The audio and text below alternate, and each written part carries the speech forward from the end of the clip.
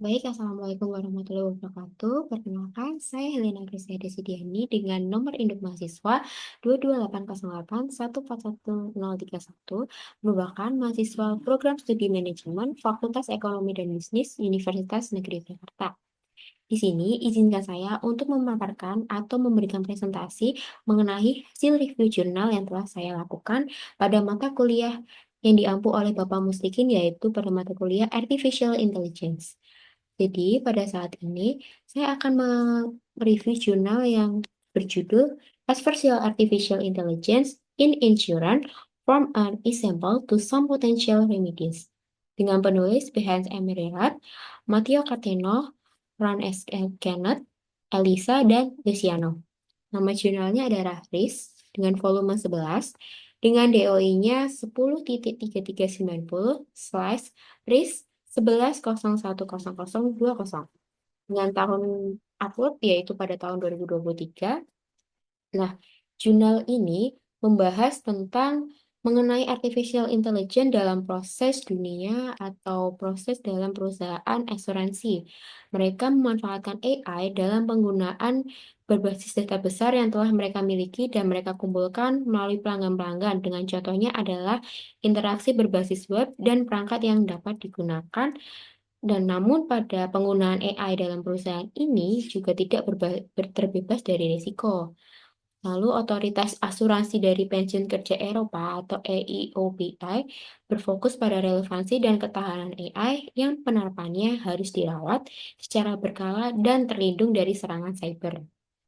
Nah, pada jurnal ini akan dikhususkan untuk membahas mengenai serangan adversial yang terjadi pada artificial intelligence, dan serangan adversial ini sendiri itu merupakan teknik penipuan yang dilakukan untuk mengelabui sebuah model yang berupa machine learning atau ML dengan memberikan input yang mampu memanipulasi atau membuat salah, yang dapat mengakibatkan model ML ini dapat berfungsi secara tidak semestinya atau tidak berfungsi secara maksimal dan dapat berujung pada konsekuensi yang serius. Nah, contohnya dari serangan ini adalah salah satunya adalah mobil self-driving yang salah satunya mampu mengenali rambu lalu lintas yang bisa berhenti sebagai pengatur kecepatan, atau mobil itu dapat berjalan seperti autopilot Tesla yang bergerak ke arah yang salah.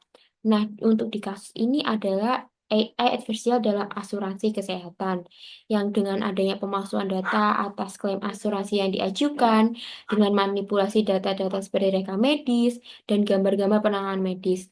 Nah, metode yang digunakan adalah deep learning untuk melakukan klasifikasi gambar medis sebagai sebuah vonis apakah itu normal, jinak, atau ganas. Berikut adalah penjelasan lanjutan mengenai review jurnal yang telah saya lakukan. Nah, jadi abstraknya adalah mampu membahas mengenai penggunaan kecerdasan buatan atau AI dalam industri asuransi dengan fokus pada risiko yang ditimbulkan oleh serangan adversial.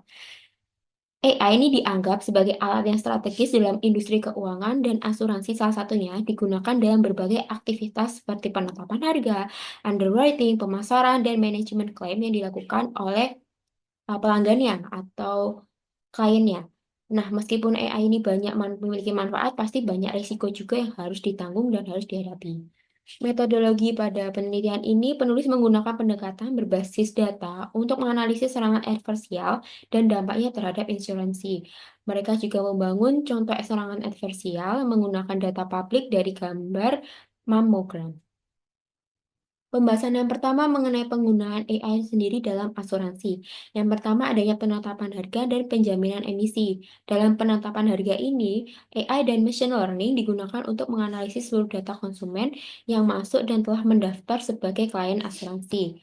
Nah, tujuannya itu untuk melihat nih tingkat risiko yang akan terjadi serta mampu menentukan premi yang sesuai dengan klien agar nantinya mampu dibayarkan oleh klien sesuai dengan kemampuannya. Lalu AI ini akan mampu mengolah data konsumen mulai dari data pribadi, riwayat kesehatannya, dan kebiasaan hidup atau riwayat dari perawatan medis yang harus bisa ditangani. Lalu yang kedua ada manajemen klaim dari asuransi itu sendiri. Nah, dalam melakukan klaim asuransi, AI ini mampu mempermudah proses klaim secara otomatis dari data yang baru diubah atau ditambahkan melalui sistem saat konsumen ini mampu mengajukan klaim atas kendalanya, atas tadi perawatannya, atau emang harus operasi, atau lain sebagainya. Nah, dalam melakukan analisis klaim ini, perusahaan mampu menerapkan computer vision dalam melakukan identifikasi dokumen, menggunakan analisis gambar dan teks, apakah terdapat pemalsuan dokumen atau tidak. Nah, di sini juga dalam melakukan keaslian gambar, itu perusahaan menggunakan AI berbasis citra. Jika terdapat teks atau klaim yang mencurigakan, juga dapat digunakan oleh natural language processing dalam menganalisisnya. Lalu yang ketiga ada pemasaran dan layanan dalam pelanggan. Dalam melakukan sebuah pemasaran serta layanan ke konsumen agar perusahaan asuransi semakin dikenal, pasti dibutuhkan AI untuk menunjang kegiatan tersebut dengan menggunakan rata-rata preferensi dari data klien untuk menentukan strategi pemasaran yang efektif. Nah, berikutnya adalah ancaman AI dalam asuransi. Yang pertama itu adanya manipulasi data konsumen untuk melakukan penipuan. Nah, manipulasi data konsumen ini dalam perusahaan asuransi itu merupakan sebuah ancaman perusahaan yang cukup besar, karena hal tersebut mampu membuat kerugian bagi perusahaan atas klaim yang diajukan oleh kliennya dan akan berbeda dengan kondisi yang sebenarnya terjadi atau misalnya nih harusnya operasinya hanya operasi ringan tapi klien mengajukan operasi dengan range harga atau dengan kualitas yang lebih tinggi daripada yang semestinya. Contohnya adalah dengan memanipulasi data medis dengan mengubah hasil tes agar konsumen mampu mengajukan klaim dengan lebih besar daripada kondisi sebenarnya. Nah, selain itu juga adanya modifikasi foto dari kondisi kendaraan, misalnya mengalami kecelakaan, mungkin sedikit lebih parah kondisi kendaraannya, terus ada kondisi dari fisiknya, mungkin sebenarnya hanya luka, tetapi seperti terlihat patah tulang atau lain sebagainya, yang membuat kelihatan lebih parah agar terlihat bisa mengajukan klaim yang lebih tinggi nominalnya dari kondisi yang sebenarnya. Lalu yang kedua adanya serangan white box. Nah, serangan white box ini penyerang memiliki akses penuh atas seluruh data konsumen dan data perusahaan yang mampu dieksploitasi dengan menggunakan metode pembuatan pola adversial. Contohnya itu adalah dengan memanipulasi data pelatihan agar AI salah untuk mengenali klaim palsu dan menganggap itu adalah klaim yang sah. Lalu berikutnya adalah serangan black box. Nah, serangan black box ini penyerang tidak mengetahui sepenuhnya struktur jaringan, tetapi mampu mengeksploitasi sistem menggunakan informasi lingkungan yang mampu membahayakan sistem non-defensif. Dengan contoh, misalnya menggunakan algoritma khusus untuk mengajukan klaim dalam bentuk statistik untuk memiliki kemungkinan klaim itu dapat diterima. Nah, yang keempat adanya serangan gray box. Nah, serangan gray box ini penyerang itu mampu mengetahui arsitektur model target, tetapi tidak memiliki akses secara langsung kepada parameter model. Nah, penyerangan ini sebagai informasi sistem AI dan menggunakannya untuk menipu dengan cara yang lebih canggih. Nah, berikutnya adalah taksonomi dari serangan adversial itu sendiri. Nah, jurnal ini itu mampu mengklasifikasikan secara adversial berdasarkan beberapa dimensi, seperti jenis data yang diserang, itu dalam bentuk teks, gambar, dan suara. Lalu ada tujuan serangan, seperti mengubah profil risiko dan memasukkan klaim seperti tadi ada bukti-bukti yang seharusnya tidak sesuai dengan kondisi yang sebenarnya, dan teknik serangan yang digunakan. Nah, taksonomi ini penting untuk memahami dan mengembangkan strategi pertahanan yang lebih efektif lagi. Nah, selanjutnya adalah penjelasan mengenai gambar. Di sini adalah ada grafik bahwa terdapat grafik kehilangan loss dan akurasi dari model selama fase pelatihan. Jadi yang grafik kehilangan loss itu yang sebelah kiri, nah yang kanan itu grafik dari akurasi dari model selama fase pelatihan. Grafik ini terdiri dari dua plot, yang satu untuk kehilangan loss, itu yang sebelah kiri, dan satunya untuk mengetahui akurasinya. Yang pertama mengenai plot kehilangan atau loss-nya, itu menunjukkan bahwa kehilangan atau berkurangnya seiring bertambahnya epoch yang menunjukkan bahwa model belajar dengan baik dari data pelatihan. Lalu yang berikutnya adalah plot akurasi di sebelah kanan. Itu menunjukkan bahwa akurasi itu dapat meningkat mencapai 99% pada dataset pelatihan dari 97% pada dataset pengujian. Nah, ini menunjukkan indikasi yang baik bahwa model dapat mengklasifikasikan gambar dengan sangat baik. Lalu yang berikutnya adalah gambar 2, yaitu menampilkan matriks kebingungan yang menunjukkan kinerja model dalam mengklasifikasikan gambar. Matriks ini menunjukkan jumlah prediksi yang benar atau true positif dan true negatif di diagonal utamanya. Eh, Pada akurasinya itu model memiliki akurasi sebesar 99% untuk dataset pelatihan dan 97% untuk dataset pengujian. Nah, sensitivitasnya adalah sebesar 91% untuk dataset pelatihan dan 97,7% untuk dataset pengujian. Nah, ini menunjukkan kemampuan model dapat mendeteksi sebuah penyakit yaitu kanker ganas. Jadi di sini contohnya adalah penyakit kanker yang dapat diklaim dalam perusahaan asuransi dengan spesifitas 99% dan 99,76% untuk dataset pelatihan dan pengujian. Nah, berikutnya pada gambar 3 ini, itu terdapat tiga bagian gambar dengan menunjukkan hasil serangan adversial yang menggunakan metode PGD atau Projected Gradient Descent yang terdapat 3 kolom. Ada 3 bagian tadi. Kolom pertama yang sebelah kiri itu merupakan gambar asli atau clean image-nya. Lalu yang kolom kedua itu menunjukkan gambar yang telah diserang. Jadi udah mulai blur seperti itu. Adanya Partey-Baritas dan kolom ketiga itu ada yang menunjukkan klasifikasi setelah adanya serangan. Jadi terlihat berbeda bentuk ya, adanya manipulasi sedikit.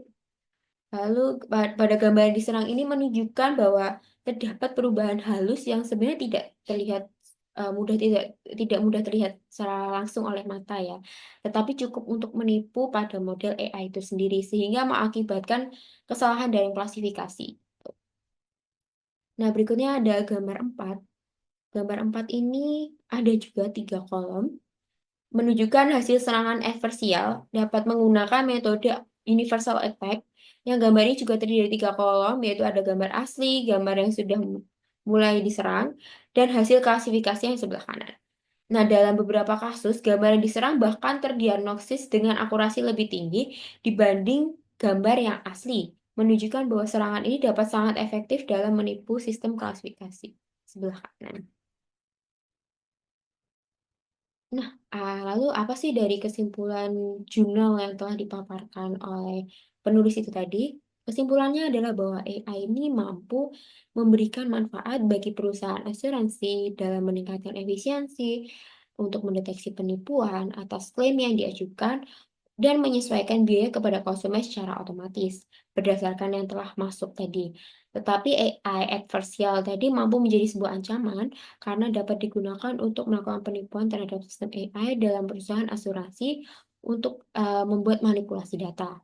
Nah, apa sih yang sebaiknya dilakukan? Nah, sebaiknya itu perusahaan itu mampu meningkatkan ketahanan AI untuk melalui pelatihan adversial dengan pengawasan manual untuk mengurangi ketergantungan pada AI dan melakukan audit sensitivitas agar model dalam sistem AI tidak mudah diketahui. Lalu solusi dan rekomendasi. Nah, di sini penulis merekomendasikan beberapa metode pertahanan. Saya merekomendasikan juga beberapa mode pertahanan, termasuk pelatihan adversial dan audit sensitivitas untuk meningkatkan ketahanan sistem AI terhadap serangan adversial. Nah, nantinya ini diharapkan mereka mampu menekankan pentingnya pendekatan holistik dalam mengatasi serangan ini, dengan termasuk pemahaman yang dampaknya luas bagi organisasi. Nah, berikut adalah langkah-langkahnya.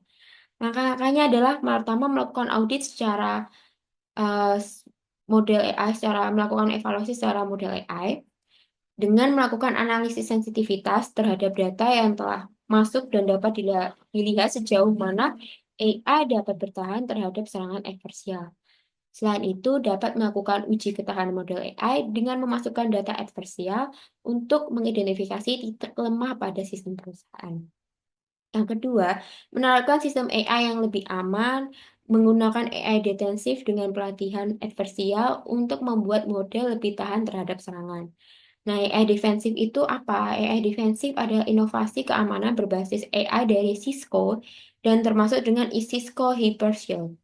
Selain itu dapat dimanfaatkan untuk mendeteksi anomali dengan menggunakan AI untuk mengenali pola-pola yang mungkin akan mencurigakan dalam konsumen melakukan klaim asuransi. Seperti tadi ada gambarnya, meskipun tidak terlihat, itu pasti ada hal-hal yang mencurigakan karena sedikit berubah. Meskipun tidak bisa dilihat secara langsung. Lalu adanya kombinasi antara AI dengan pengawasan manusia, lalu adanya integrasi juga manual yang dibantu oleh manusia dengan membuat tim ahli untuk melakukan pengecekan secara langsung, mungkin seperti tadi. Seharusnya kecelakaannya hanya ringan, tetapi dengan bukti foto-foto yang bisa dimanipulasi tadi, secara sistem kan akan menginput yang bagian parahnya saja. Nah, di sini tim ahli, tim lapangan itu juga bisa melakukan adanya integrasi secara manual, langsung datang ke TKP atau menggunakan saksi-saksi yang ada di sekitarnya. Oh, ternyata kemarin seperti ini loh, tidak separah ini. Jadi klaim asuransi tidak seharus sebesar yang diklaim diajukan pertama kali. Jadi sudah terlihat bahwa terjadinya adanya manipulasi oleh klaim atas klien. Nah, selain itu juga dapat menentukan sistem hybrid ketika AI ini hanya digunakan sebagai penunggu pengambilan keputusan saja, tetapi bukan sebagai penentuan akhir. Jadi AI ini hanya membantu nih mendeteksi, oh seperti ini harusnya penyakitnya ini. Tetapi perlu adanya juga pemeriksaan manual dan pemeriksaan secara menyeluruh seperti oleh tim dan dokter atau saksi-saksi lainnya. Tuh. Sekian dari saya mengenai presentasi dari review jurnal ya mengenai penggunaan AI dalam asuransi. Semoga bermanfaat dan sampai jumpa.